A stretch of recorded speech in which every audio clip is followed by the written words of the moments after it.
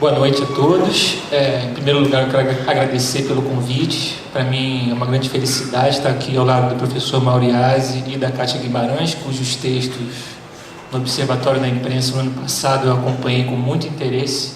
Realmente era um ar fresco frente à quantidade de bobagem que foi dita naquela época.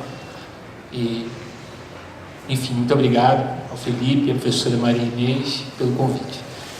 Eu estou realizando um doutorado em História Social na UF, em torno de duas experiências de imprensa alternativa da década de 70, que são os jornais Opinião e Movimento. O Movimento, na verdade, foi um racho, uma dissidência do jornal Opinião, e eu vou tentar falar um pouco aqui dessa experiência da década de 70, e na segunda parte da minha fala trazer algumas reflexões mais atuais, lições que a gente pode tirar das dificuldades e das qualidades daqueles dois jornais, enfim, lições que essa história recente de imprensa alternativa pode trazer para nós a respeito da construção de uma imprensa contra-hegemônica hoje. Então a minha fala ela vai ser norteada pela seguinte pergunta: qual a especificidade daquela experiência de imprensa alternativa da década de 70 e o que ela sugere como ensinamento para a construção de uma imprensa contra-hegemônica nas condições do Brasil atual?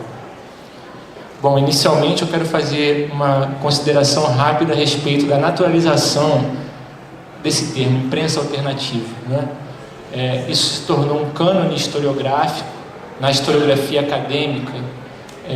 A construção dessa noção de imprensa alternativa na história brasileira, ela envolve algumas exclusões um pouco sérias, como por exemplo a imprensa sindical da época. Isso não está no maior livro de referência sobre a imprensa alternativa do Brasil, que é o livro do Bernardo Cussis, que exclui completamente a imprensa clandestina e a imprensa sindical daquela época da noção de imprensa alternativa. E além disso, eu queria lembrar também que houve na história brasileira dessa época uma série de experiências alternativas dentro do jornalismo dominante, dentro da mídia hegemônica, né? Eu posso lembrar no final da década de 50 do Suplemento de Cultura do JB, eu posso lembrar do projeto no final dos anos 70 levado pelo Cláudio Abramo no folhetim da Folha de São Paulo, e outras experiências alternativas dentro da grande imprensa. Quer dizer, então a noção de jornalismo alternativo ela deveria envolver também essas brechas, esses furos que em algum momento militantes de esquerda acharam dentro dos grandes órgãos.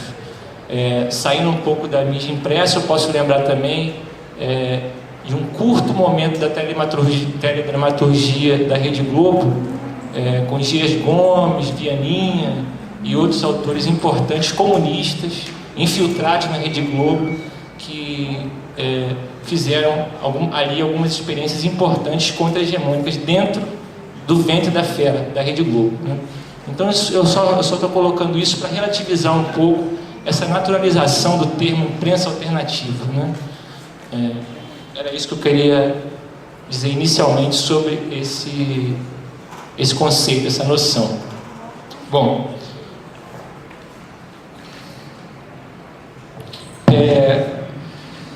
eu queria colocar aqui 4 motivações que eu acho as motivações fundamentais que fizeram com que vários sujeitos, coletivos e intelectuais de diversos campos se integrassem àquela experiência da imprensa alternativa na década de 70. Em primeiro lugar, a imprensa alternativa como alternativa de trabalho e atuação.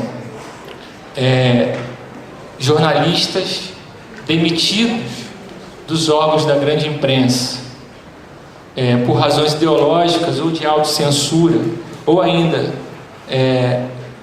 se retiraram desses órgãos por estarem insatisfeitos com as condições de trabalho, as limitações de conteúdo e linguagem que essa grande imprensa impunha aos seus repórteres, aos seus editores.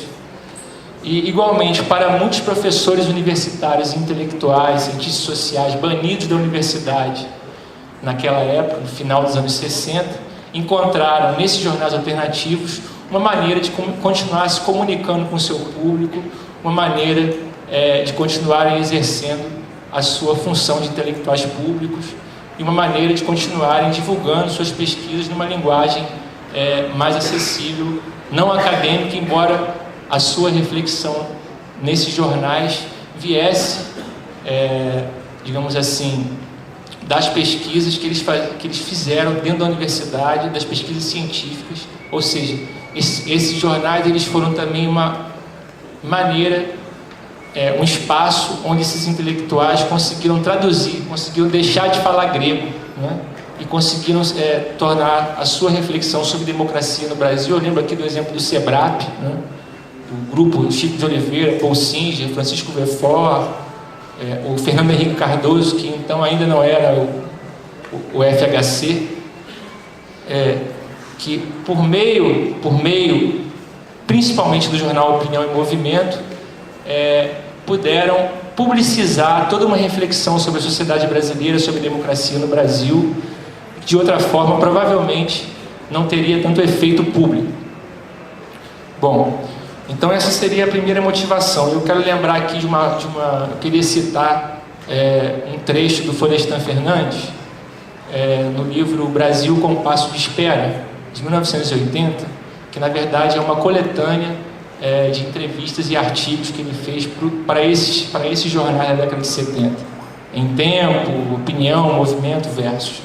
Ele fala o seguinte: os pequenos jornais da imprensa alternativa ou nanica e os jornalistas rebeldes avançaram a ponto de serem o meio necessário e por vezes único da frente mais avançada de contestação e de luta.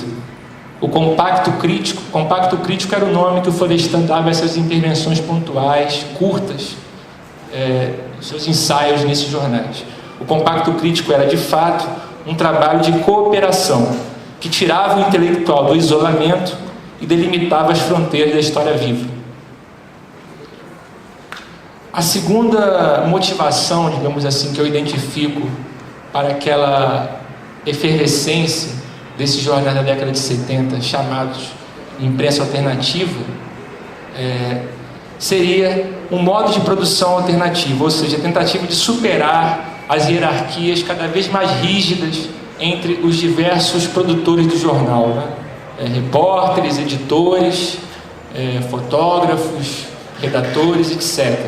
Quer dizer, esse esforço nesses jornais alternativos muitas vezes alcançou a própria forma de propriedade do jornal. Muitos deles funcionavam como cooperativas, propriedade coletiva, onde a pauta e a linha editorial era decidida em assembleias.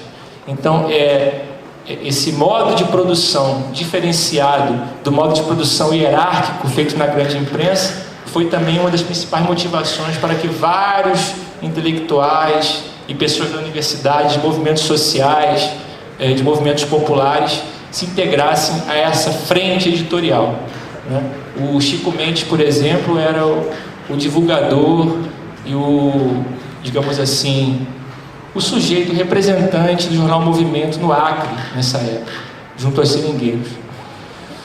A terceira motivação, que está incluída nas outras, ou seja, essas motivações elas não são estanques, elas estão relacionadas umas às outras, né? Diz respeito a projetos políticos sociais alternativos, ou seja, esses jornais eles foram espaços de reorganização para uma série de partidos e agremiações de esquerda que, em meados da década de 70, conseguiram, através desses espaços, rearticular os seus militantes e dar espaço a projetos partidários que vieram a se concretizar somente no início da década de 80. O jornal Versus, por exemplo, foi o espaço por excelência do projeto da Convergência Socialista e do projeto do Partido Socialista dos Trabalhadores, que não vingou naquela época porque se integrou ao PT. O Em Tempo serviu como plataforma de discussão e de organização de uma tendência específica do PT na época, a democracia socialista. O jornal Movimento foi também um espaço importante para a articulação da aliança entre a Ação Popular e o PCdoB na época, ou seja, esses jornais serviram também como espaço de articulação e de reorganização de uma série de organizações de esquerda que estavam em dificuldades por razões que a gente conhece, ditadura, repressão, enfim. E a quarta motivação que eu identifico para a participação dessas pessoas, desses sujeitos políticos nesses jornais, seria a ambição, o objetivo de construir uma forma alternativa.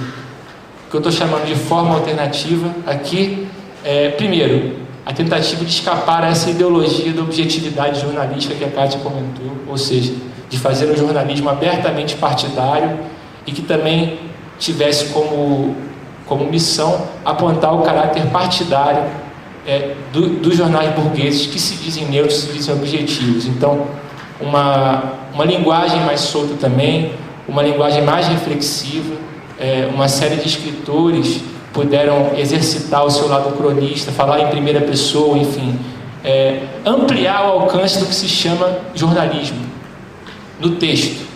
Então a forma também é muito importante para entender o caráter, digamos assim, alternativo desses jornais.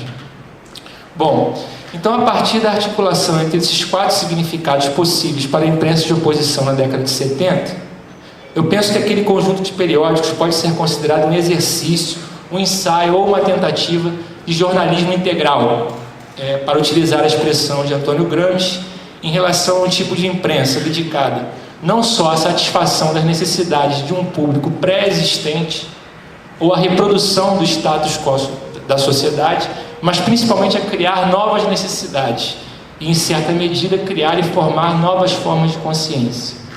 Esse seria mais ou menos, em linhas muito gerais, o papel de uma imprensa contra-hegemônica nessa época. Pode-se também afirmar que o movimento da imprensa alternativa daquele momento funcionou como um partido da chamada Frente Ampla das Oposições, mais ou menos entre 74 e 82, constituindo-se como um elemento primordial para a difusão de campanhas, movimentos e sujeitos políticos. Essa imprensa, de fato, foi uma verdadeira caixa de ressonância para a campanha pela anistia, para a politização dos congressos da SBPC, o debate sobre os novos partidos, o novo sindicalismo, o movimento negro, o feminismo emergente e muitos outros movimentos. Além disso, esses jornais foram os primeiros a apontar a fragilidade dos argumentos dos economistas do governo em favor do milagre econômico e a apontar os efeitos socialmente perversos a longo prazo da política econômica do regime empresarial militar. Esses jornais também, muitos deles foram os únicos que fizeram certas denúncias na época de fatos hoje desconhecidos.